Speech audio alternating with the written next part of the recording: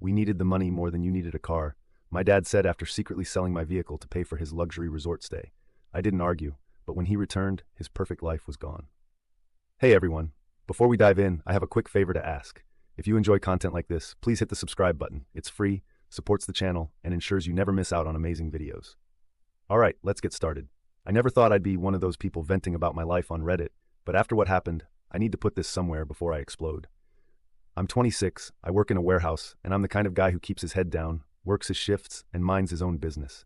I don't live fancy, just a small apartment, a used but reliable car, and a fridge that usually has more takeout containers than groceries.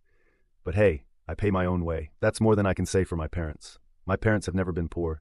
They just act like they are whenever it benefits them. We can't afford this right now, they'd say when I needed new school supplies, then go out for a steak dinner that same night. Money is tight, they tell me while planning their next vacation. They've always been like this, and I should have known better than to trust them.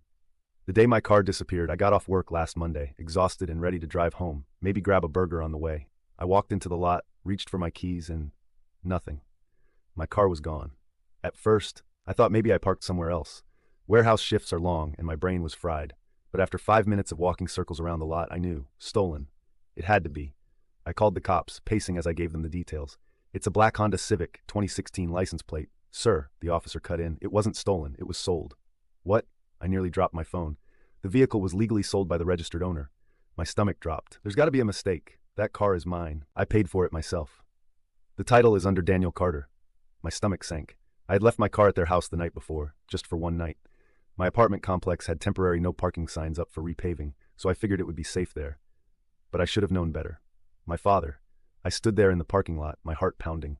I had bought that car when I was 20, but since I needed a co-signer for the loan, my dad's name was on the title. I had meant to transfer it once I paid it off, but life got busy and I never thought I nearly laughed. No, I should have expected this. I got a ride home from a coworker, my hands clenched into fists the whole drive. When I walked in the door, my parents weren't even home. I pulled out my phone and dialed my mom, straight to voicemail. Dad, same thing. Then I opened Facebook, because of course they were at a luxury resort. I checked Facebook and there they were, lounging by a pool, frozen drinks in hand, my dad's arm around my mom like they were some kind of rich power couple. My mom had even posted a caption, "Much needed escape. You only live once." When they came back a week later, the front door swung open and my parents strolled in like nothing happened. My dad stretched, rolling his shoulders. His tan was darker, his shirt crisp and new. His suitcase thumped against the hardwood floor. He barely looked at me as he spoke. "We needed the money more than you needed a car," he said casually, like he was talking about borrowing a sweater. "It was just sitting there, Alex. You'll figure something out." I stared at him, gripping the armrest of the couch so hard my knuckles turned white. "You sold my car?" "We had no choice," my mom chimed in, setting down her designer handbag. "It was a last-minute deal at the resort, all-inclusive, once-in-a-lifetime experience." I let out a short laugh. "Oh, well, as long as you had a good time." "Don't be dramatic," my dad sighed, tossing his wallet on the counter. "You can take the bus for a while. It won't kill you." I clenched my jaw so hard it hurt. "You sold my only transportation so you could sip overpriced cocktails on a beach?" "Watch your tone," my dad warned, finally looking at me. "We're family, Alex. We do things for each other. You don't see us complaining when we pay for groceries." "You mean the groceries I buy?" He waved a hand. "You might as well still live here," Dad scoffed. "You're always dropping by." "I drop by because you keep accidentally sending my mail here and using my name for utilities," I laughed. I couldn't help it. "I moved out 3 years ago." My mom paused like she just now remembered that. I exhaled slowly, gripping the bridge of my nose. "You didn't even call me. You didn't ask. You just sold it like my work didn't matter, like I didn't matter." "It's just a car," my dad muttered, already bored of the conversation. "You'll get another one." And that was the moment something in me snapped. I didn't yell, I didn't argue, I just nodded and said, "Yeah, I'll figure something out." The morning after my parents came back, I decided to confront them. I drove to their house, heart pounding with anger. The moment I stepped inside, my dad turned toward me, already looking annoyed. "Oh, look who's here. Still sulking?" I crossed my arms. "We need to talk." He stood there, arms crossed, still tan from his luxury getaway. "Are you really going to sulk all week over that car?" I blinked. "Sulking? Yeah. I mean, look at you, walking around like you lost a limb. It's just a car, Alex." He smirked, like this was all some big joke. "You'll buy another one." I gritted my teeth. "That stupid car got me to work. It made me money. Sometimes my boss asked me to do small deliveries when we were short on drivers. It was extra cash, good money, and I was saving up. But I guess you needed that money more than I did, huh?" Dad rolled his eyes. "You're overreacting. We didn't need the money. We deserve the money." My hands clenched at my sides. "Oh, is that how it works? You just take whatever you think you deserve?" "We're family, Alex." His tone shifted, like he was talking to a child who just didn't get it. "Family helps each other. You think raising you is free? All those years of food, clothes, school, that stuff wasn't cheap. I stared at him. Are you seriously telling me I owe you for existing? Don't be like that, he scoffed. It's just, we've done so much for you, and you can't even let one thing go? One car? I let out a short, humorless laugh. That's when my mom walked into the room holding a shopping bag in one hand. Honey, you're still upset? She sighed. Come on, we brought you something. She pulled a cheap wooden keychain out of the bag, one of those generic souvenirs with a name carved into it, except it wasn't even my name. See? A little piece of paradise for you, she smiled. And you're mad over a car? I looked at the keychain, then at them, and then I saw what was behind my mom, another bag, a sleek black shopping bag with gold lettering. Louis XIII Cognac, a $3,000 bottle of brandy. I knew exactly who that was for, Uncle Roger, my dad's older brother. You bought a 3,000 bottle of alcohol, I said slowly, but my car was disposable? Dad smirked. Come on, it's not the same. Roger always helps us out. You mean he lends you money when you blow through yours? His smirk disappeared. Mom sighed. Alex, stop. You're acting like we stole from you. I stared at them, my pulse pounding in my ears. You did steal from me. Dad scoffed. We're family. We do things for each other. I let out a slow breath, my hands shaking from how hard I was trying to stay calm. When have you ever done anything for me? He frowned. Don't start that again. No, seriously. I took a step forward. Tell me, when have you ever helped me? Silence. Then Dad waved a hand, dismissing the whole conversation. Oh, stop being so bitter. You'll get another car. That was it. That was the moment. I exhaled, shaking my head. You know what? You're right. Dad smirked again. Finally, you're coming to your senses. Yeah, I finally get it. I met his eyes, my voice steady. I'm done. His smirk faltered. What? I'm done being your safety net. I'm done paying your bills when you accidentally forget. I'm done bailing you out when you overspend on vacations and gifts for other people. I'm not giving you another cent. Mom's face twisted. Alex, don't be like that. No, I cut her off. Figure it out yourselves. I turned and walked away, leaving them standing there. I didn't know what they were going to do, but I knew one thing for sure. Their days of luxury were over. I didn't have to wait long for the explosion. At 6 a.m. sharp, I woke up to banging on my apartment door. Not knocking, banging. I already knew who it was. I rolled out of bed, exhaled sharply, and opened the door. Mom and Dad. Dad pushed past me like he owned the place. Get dressed. We need to talk. Mom followed, arms crossed, her lips pressed into a tight line. Alex, this has gone far enough. I rubbed my temples. You do realize it's barely morning, right? Oh, I'm sorry. Sorry we're inconveniencing you, Dad sneered. Funny, because we just found out you're planning to abandon us. I blinked. Abandon? Mom sighed dramatically. You can't just cut your parents off, Alex. That's not how families work. I walked into the kitchen, poured myself a glass of water, and leaned against the counter. Families don't sell each other's property behind their backs either. But here we are. Dad's face darkened. We needed that money. I needed that car. My voice came out sharper than I intended, but I didn't care anymore. That wasn't just my way to get to work, you know. My boss gives out extra pay to workers who can help with deliveries. That car helped me make money. And you, I let out a breath. You sold it like it was some useless junk sitting in the driveway. Dad rolled his eyes. Enough of this. We're fixing this now. You're not cutting us off. I'm not, I tilted my head. And how exactly do you plan to stop me? We're family, Alex, and families take care of each other, Mom said, her voice soft like she thought she could still manipulate me into backing down. You don't want to regret this later, do you? Regret? I laughed, shaking my head. No, but you might. Dad frowned. What does that mean? I reached for my phone and pulled up my banking app. Let's talk about this car you sold. Mom and Dad exchanged a look. What about it? Dad asked, his tone suddenly cautious. I turned the screen toward them. You remember who made every single payment on it? Silence. I paid every installment, every month, directly from my account, and I have all the records to prove it. Mom's face paled. You see, legally the car was under your name, but financially, that car was mine. And since you sold my property without my consent, I smiled coldly, I can take you to court and get every cent back. Dad's nostrils flared. You wouldn't.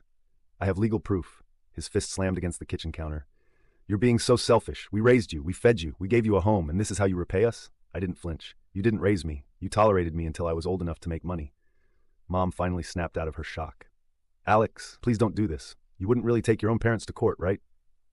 I don't know. You didn't really hesitate to steal from your own son, so I guess anything's possible. Dad's face turned bright red. You wouldn't actually take us to court. I exhaled slowly, keeping my voice steady. Then give me my money back. More silence. Mom shifted uncomfortably. Honey, we can't.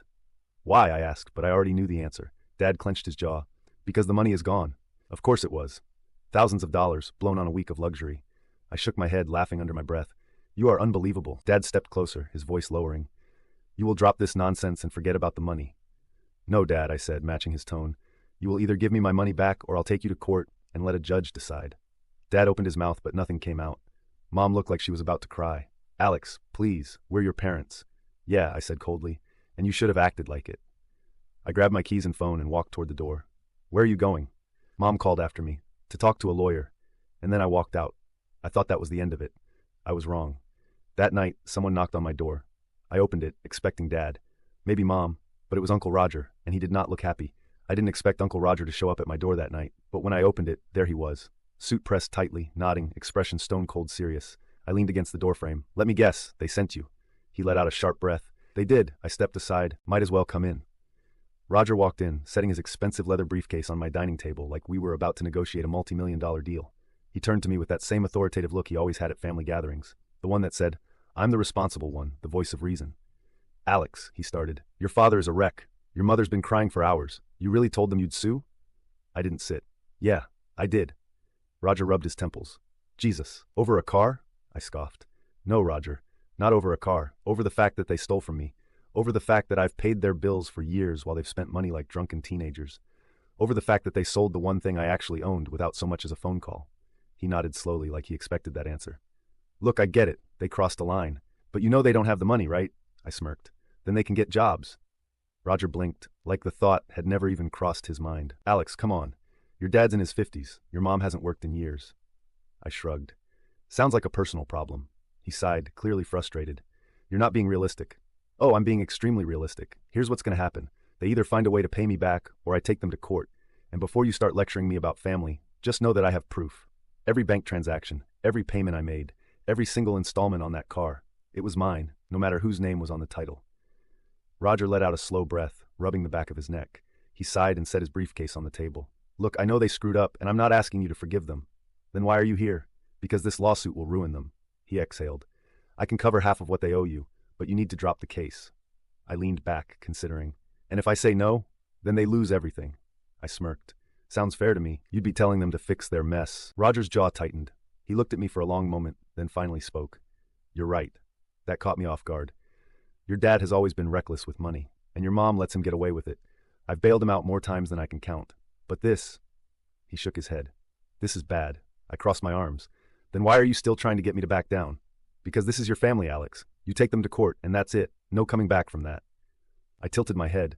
Why would I want to come back to a family that steals from me? Roger exhaled sharply, shaking his head. You know your dad is desperate enough that he actually asked me for a loan. That made me laugh. Let me guess, you said no. Roger gave me a look. Of course I said no. I'm not throwing money into a black hole. Then why should I? He didn't have an answer for that.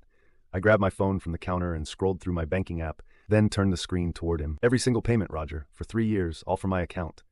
He barely glanced at it before sighing. All right, I get it. You've got a case, but what do you actually want? I leaned back against the counter. My money. And if they can't pay? I shrugged. Not my problem. Roger let out another deep breath, like he was carrying the weight of this whole situation on his shoulders. Alex, listen, I cut him off. No, Roger, you listen. They've used me my whole life. Every time they ran out of money, I was the first person they called. Every time I helped them, it was never enough. They stole from me. And you think the solution is for me to just let it go? He didn't answer. I'm done being the backup plan. If they didn't want consequences, they shouldn't have sold what wasn't theirs. Roger ran a hand down his face. Seriously? I folded my arms. Are we done here?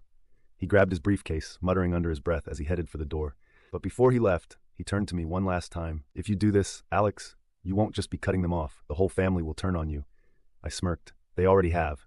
And with that, I shut the door behind him. The collapse. The next day, the phone calls started again. Not just from my parents, from relatives. Lisa, Alex, honey, your mom says you're trying to bankrupt them. Is that true? Cousin Mark, dude, you're suing your own parents? Are you serious? Sweetheart, please don't do this. They made a mistake, but they're still your family. I ignored every single call. Then at 8 p.m., the text started. Mom, Alex, I'm begging you. We'll figure something out. If you do this, you're dead to us. Please don't ruin our lives. I stared at that last text. Then I typed a single response. You ruined your own lives the moment you stole from me. And I turned off my phone. 1 week later. My lawyer texted me. They're trying to negotiate. Do you want to hear their offer? I smirked. Let him hear it. An hour later, I was sitting across from Mr. Lawson in his office. He slid a paper across the table, barely able to keep a straight face. This is their offer. I picked it up and read it. $200 and a sincere apology. I blinked. I'm sorry, what? Lawson chuckled. Oh, and they'd like you to sign a document saying you forgive them so that you never bring this up again. I let out a short laugh. $200? They sold my car for thousands. Lawson shook his head. I guess they think that's what your suffering is worth. I tossed the paper back on the table. Tell them to forget it. We're going to court. The trial. I won't bore you with the full details, but let's just say it was embarrassing for them. My lawyer came prepared. Bank statements, loan payment receipts, even the final letter from the lender showing that I, not my parents, had paid off the car in full. Meanwhile, their defense? But we're his parents. Spoiler alert, that doesn't hold up in court. It took less than 20 minutes for the judge to rule in my favor. The fallout plays. The court ordered my parents to pay me back the full market value of the car, plus additional damages for financial loss and emotional distress. Oh, and the best part? They had 60 days to pay up or face wage garnishment and asset liquidation. Mom gasped, "They'll take our house." Dad's face went pure red. "This is nonsense." The judge didn't even blink. "That's the ruling. Court is adjourned." I walked out feeling lighter than I had in years. Outside, Mom caught up to me, grabbing my sleeve. Her eyes were red, her voice shaking. "Alex, please, please. We don't have that kind of money. This will ruin us." I pulled my arm away. "Should have thought of that before you stole from me." Dad stormed after me, rage boiling over. "You only think about yourself. We're your parents. And you." I turned around and finally let everything out. "You did this to yourselves." They both froze. "You used me for years. Guilt-tripped me. Took my money like it was your right. You thought I'd never fight back. Well, guess what? I did. And now you get to live with it." Mom started crying harder. "Alex, we're going to lose the house." For the first time in my life, I felt nothing. No guilt, no hesitation. Just peace. Then get jobs. And with that, I walked away. Am I wrong to feel nothing? So Reddit, that's it. I won. My parents, they're scrambling. They tried borrowing from relatives, but no one wants to help them. I heard through Uncle Roger that they're desperate. Part of me thought I'd feel guilty, thought I'd regret it, but I don't. I feel free. Does that make me a bad person? Or did I just finally do what I should have done years ago? Let me know what you think. Final update, the aftermath. It's been 3 months since the court ruling. My parents, they lost. Badly. At first, they tried to ignore the judgment, hoping I'd back down. But guess what? The legal system doesn't work that way. Wage garnishment kicked in, and suddenly they were losing chunks of their income every month. Then came the real blow. Their house went into foreclosure. Turns out they had taken out a loan against the house last year to fund their ridiculous lifestyle. With their wages being docked and zero savings, they couldn't keep up with payments. One day, Uncle Roger texted me, "Your parents are officially moving out. Hope it was worth it." I just stared at my phone, then replied, "It was." Final attempt at manipulation. A few weeks after that, Mom called me. I didn't pick up. Then came the texts. "Alex, please, we're losing everything. I don't know where we're going to live. Can we talk, just for a minute? We're your parents. Do we really mean nothing to you?" Then came Dad's text. "I'm disappointed in you. You ruined this family. Hope you're proud of yourself. Terrible person." Yeah, real touching. I didn't reply to either of them. Where they are now. According to relatives, my parents are living in a tiny rental now. A rundown apartment, a few towns over. No more luxury vacations. No more fine dining. No more expensive gifts for people who weren't me. Uncle Roger stopped bailing them out. Most of the family, they don't talk to them anymore. Once they realized my parents had been using everyone for money, they backed off fast. Now my parents are alone. And me, where I am now, I bought a new car, a better one. One that's completely mine this time. I've started saving for a house, for myself, not to fund someone else's reckless spending. For the first time in my life, I don't feel like I'm carrying the weight of 2 other people's mistakes. I'm free, and I don't regret a single thing. Final thoughts, am I wrong? So Reddit, this is where it ends. My parents ruined their own lives. I just stopped saving them from the consequences. Does that make me cold? Maybe. But honestly, I don't care. Thanks to everyone who followed this. I'm finally moving forward, and I've never been happier. Final verdict, I